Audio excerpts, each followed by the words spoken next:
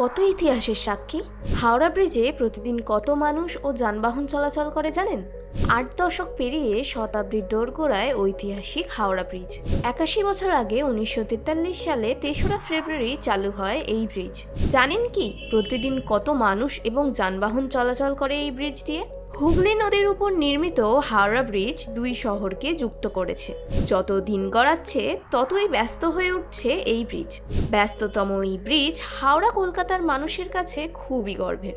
Howrah bridge বা রবীন্দ্র সেতু নামে এই ব্রিজ বেশি পরিচিত, তবে এই ব্রিজকে কলকাতার গ্র্যান্ড ওল্ড লেডি বা গেটওয়ে অফ কলকাতা নামেও ডাকা হয়। হাওড়া ব্রিজের দৈর্ঘ্য 705 মিটার এবং প্রস্থ 21 মিটারেরও বেশি এবং উচ্চতায় প্রায় 82 মিটার।